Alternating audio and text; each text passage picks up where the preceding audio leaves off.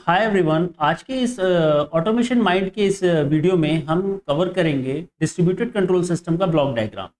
Basically distributed control system आपको हर process industry में देखने को मिलेगा। बहुत सारे प्रोसेस इंडस्ट्रीज हैं, जैसे पावर हो गए, रिफाइनरीज हो गए, या फिर हम फूड इंडस्ट्री की बात करें, वहाँ पे डिस्ट्रीब्यूटेड कंट्रोल सिस्टम आपको देखने को मिलेगा। डिफरेंट प्रोसेसर्स होते होते हैं जो कि डिफरेंट डिफरेंट लोकेशंस पर लगे होते हैं, और डिफरेंट लोकेशंस पे लगने के बाद में इनका एक सेंट्रलाइज कंट्रोल सिस्टम होता है, जिस सेंट्रलाइज कंट्रोल सिस्टम में स्काडा के थ्रू ये प्रोसेसर आपस में कम्युनिकेट करते हैं, एज वेल एज ये डेटा को फेच करके ऑपरेटर को दिखाते हैं।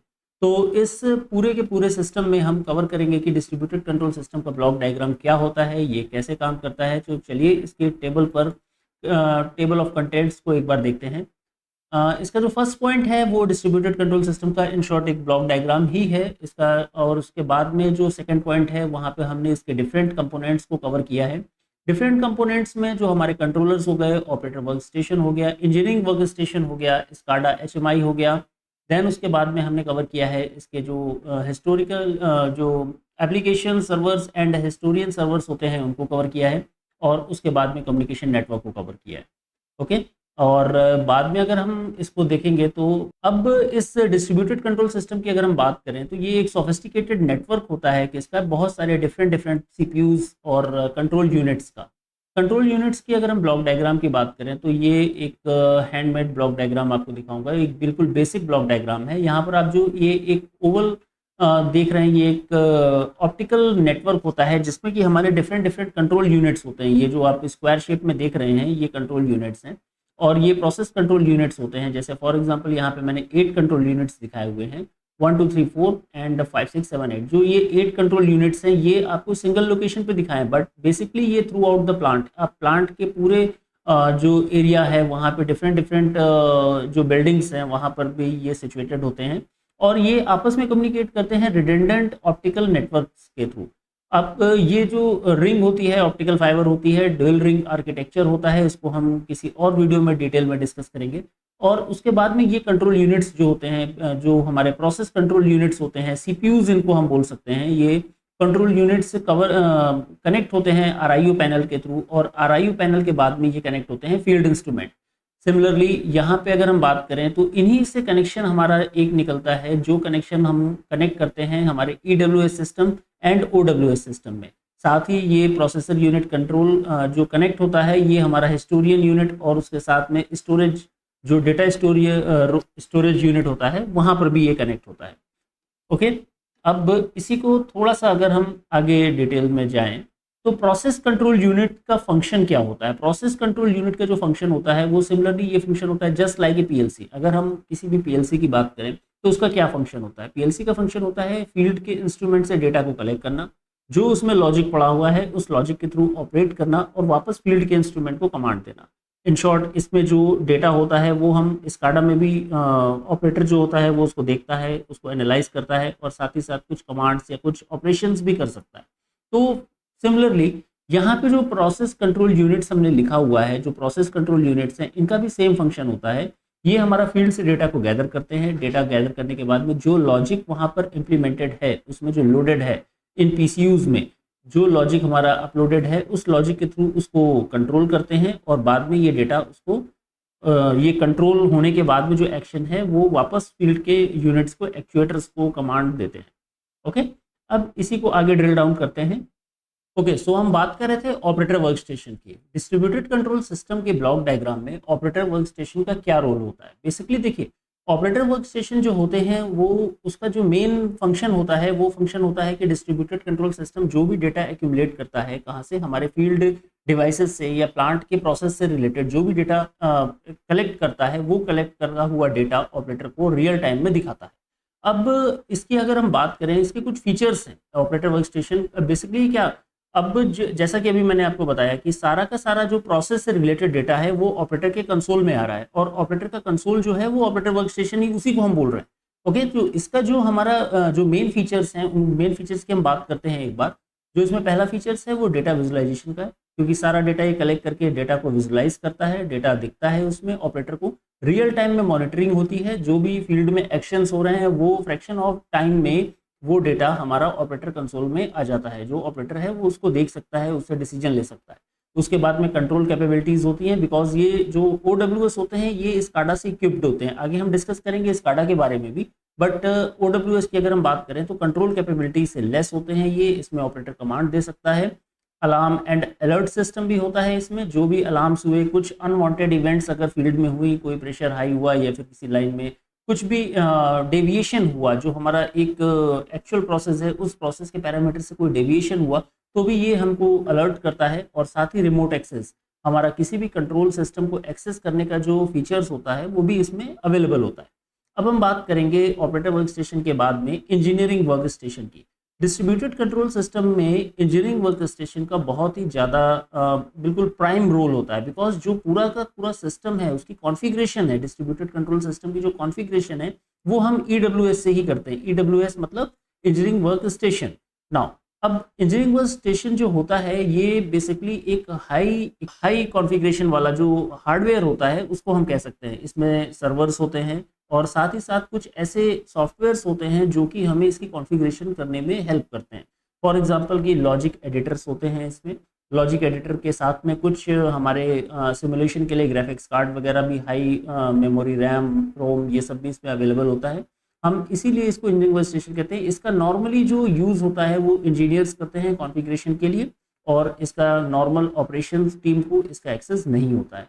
अब हम बात करेंगे जो EWS OWS दोनों की बात कर चुके हैं। OWS में जो एक बहुत ही जो हमारा एप्लीकेशन होता है वो स्काडा HMI, जिसको वो कैटेगरी में आता है। स्काडा HMI की अगर हम बात करें तो ये स्काडा जो होता है वो supervisory control and data acquisition इसको हम बोलते हैं, और HMI को हम बोलते हैं ह्यूमन मशीन इंटरफेस। ये दो ऐसे कंपोनेंट होते हैं जहां पर हम मशीन का जो डेटा है वो हम ह्यूमंस के सामने रखते हैं।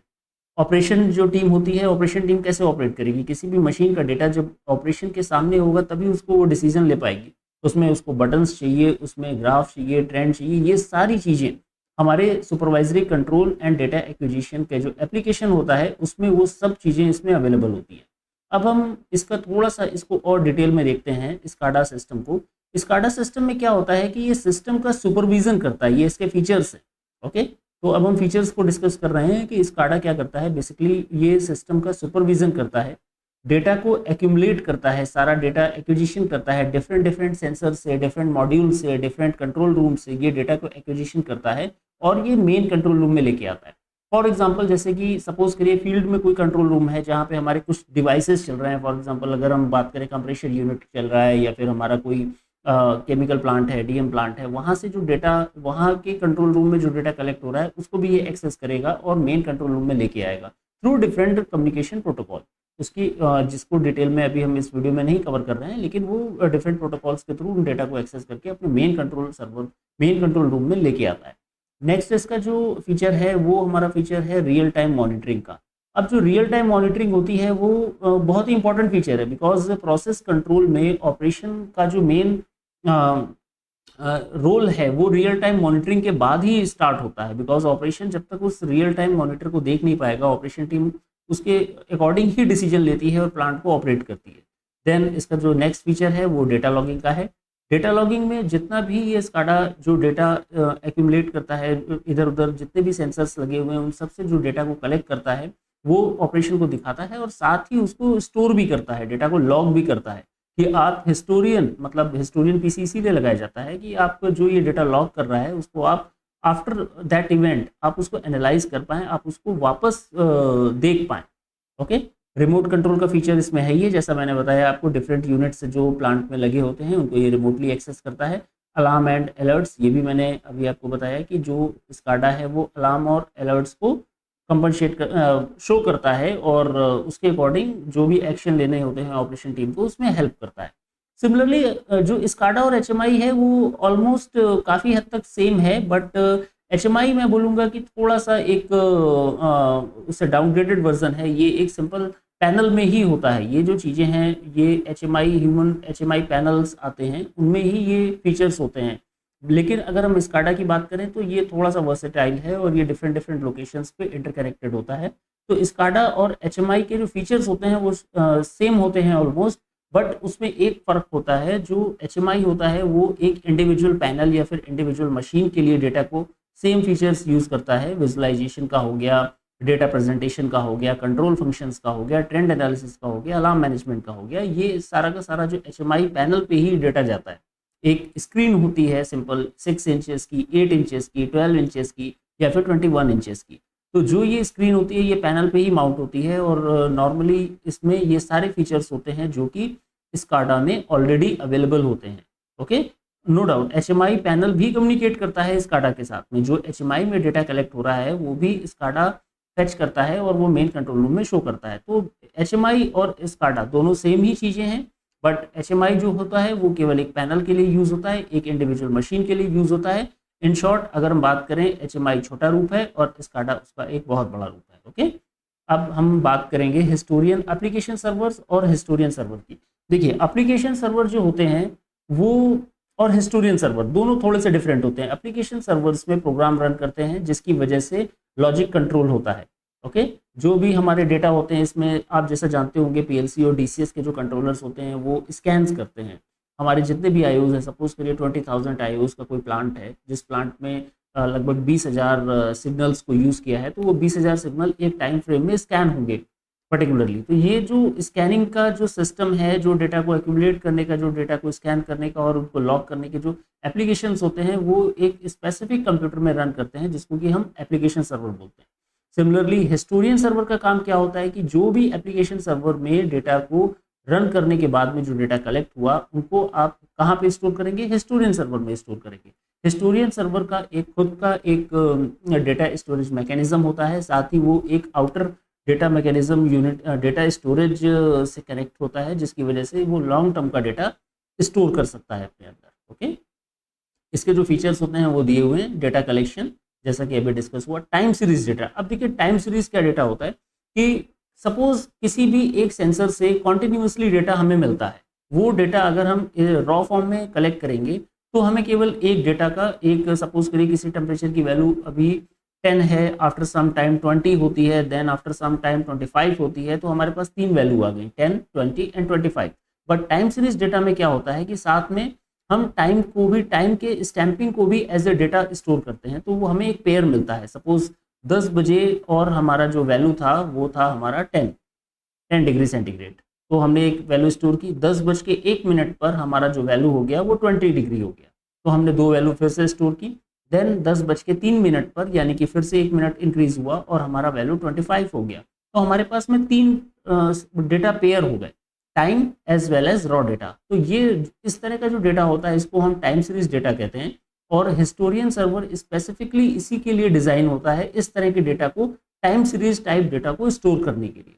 ओके, अब आते हैं हम डेटा कंप्रेशन में। हिस्टोरियन सर्वर जैसा कि आप अभी मैंने बताया कि बहुत ही लॉन्ग टर्म का डेटा स्टोर करता है और साथ ही उसको जब ज़रूरत होती है तो उसको ट्रेंड फॉर्मेट में देता है, जिसको कि नेक्स्ट टॉपिक पे कवर कर रहे हैं। अब डेटा कंप्रेशन जब ये लॉन्ग टर्म डेटा को कलेक्ट करता है तो ये रॉ फॉर्मेट पे नहीं रखता है, इसको थोड़ा सा कंप्रेस करता है सो दैट कि कम से कम स्पेस यूज़ हो और हमारा ज़्यादा से ज़्यादा डेटा स्टोर हो सके। आफ्टर दैट जब वो डेटा स्टोर हो जाएगा तो हम उसकी ट्रेंड एनालिसिस भी कर सकते हैं। आजकल के जो हिस्टोरियन एप्लीकेशन हो गए हैं, जो सर्वर्स हो गए हैं, उसमें ऑलरेडी एनालिटिक्स का सॉफ्टवेयर भी आने लगा है, तो आप जो भी डेटा स्टोर करते हैं हिस्टोरियन सर्वर पे ट्रेंड एनालिसिस के लिए, आप बाद में उसमें एनालिटिक्स भी कर सकते हैं।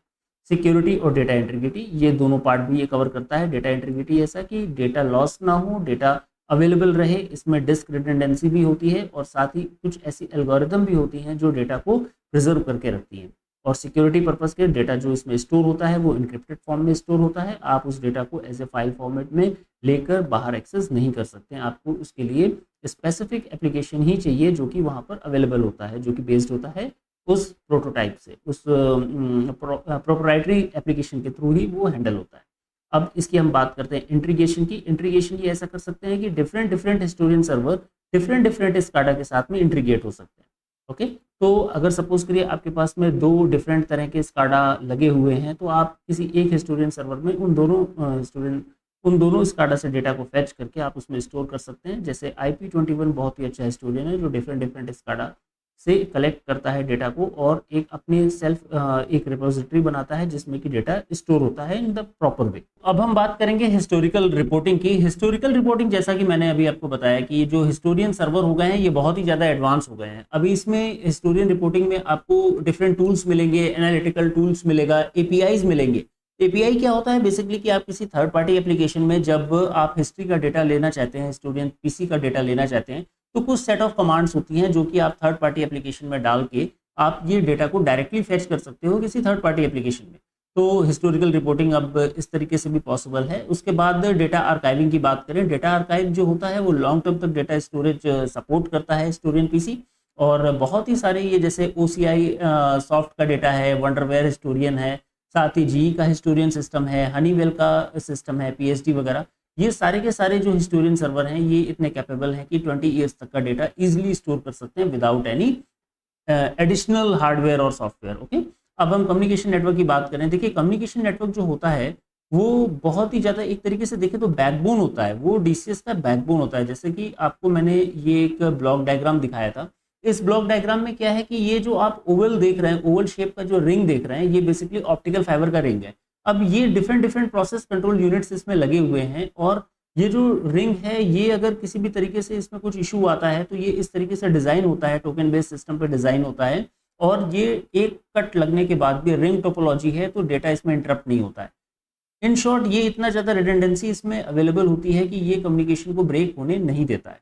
और साथ ही देखें जो ये उसके बाद में जो ये इथरनेट रिंग देख रहे हैं, जो रिंग से जो ये इथरनेट का टैपिंग देख रहे हैं आप, यहाँ पर इथरनेट का कनेक्शन लिया हुआ है, ये कनेक्शन भी इतना ज़्यादा रिडंडेंसी इसमें भी अवेलेबल होती है, डबल स्विच होते हैं एंड साथ ही इसमें लैन ए लैन बी दो तरह के कनेक्शंस होते हैं। विंडोज़ लेवल पर हम इसको ब्रिज कॉन्फ़िगरेशन करते हैं, उसके साथ ही ये कम्युनिकेट करता है। इस तरीके से ये जो रिडंडेंसी फीचर है वो डीसीएस को बहुत ही ज़्यादा रोबस्ट बना देता है, इसलिए हम इसको रिडंडेंसी फीचर को बहुत ही ज़्यादा प्रेफरेंस देते हैं। और ये रिडंडेंसी फीचर कैसे होता है, ये प्लांट के डिज़ाइन पर डिपेंड करता है।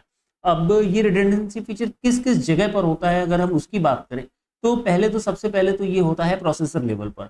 हमारे एक सेट में दो प्रोसेसर्स लगे होते हैं डीसीएस के, प्रोसेस कंट्रोल यूनिट्स जो होती हैं वो सेट्स में लगती हैं एक दूसरे के हॉट रिडंडेंसी। साथ ही उसके बाद में ऑप्टिकल लेवल पे जो कम्युनिकेशन होता है ऑप्टिकल रिंग के थ्रू होता है, उसमें भी हमारे दो वायर्स यूज़ करते हैं, दो चैनल्स यूज़ किए जाते हैं। आफ्टर दैट हमारा जो इथरनेट यूज़ कर रहे हैं स्काडा सिस्टम के लिए, वहाँ पर भी हम रिडंडेंसी को मेंटेन करते हैं। विंडोज़ लेवल पर दो हमारे ग्राफिक्स कार्ड होते हैं। इस तरीके से कंप्लीट रिडंडेंट सिस्टम होता है। और साथ ही ये रिडंडेंसी को हम और इंक्रीज़ कर सकते हैं जो कि डिज़ाइन लेवल पर होता है। अगर हम किसी क्रिटिकल एप्लीकेशन के लिए डीसीएस का यूज़ कर रहे हैं तो वहाँ पर डिज़ाइन लेवल पर रिडंडेंसी यूज़ करते हैं, उसको इंक्रीज़ कर देते हैं। अब रिडंडेंसी के बाद हम बात करते हैं कम्युनिकेशन प्रोटोकॉल्स की। जो कम्युनिकेशन होते हैं वो डिफरेंट डिफरेंट प्रोटोकॉल्स को यूज़ करते हैं, वो डिपेंड करता है कौन सा इथरनेट, प्रोफिबस, मॉडबस, फील्ड बस, इस तरह के प्रोटोकॉल्स यूज़ होते हैं। इसको कम्युनिकेट करने के लिए डिपेंड करता है कि कौन कौन सा ये डीसीएस किस प्रोटोकॉल को सपोर्ट कर रहा है, उसका प्रोप्राइटरी एप्लीकेशन क्या है, उसके बेसिस पे ये प्रोटोकॉल्स यूज़ किए जाते हैं।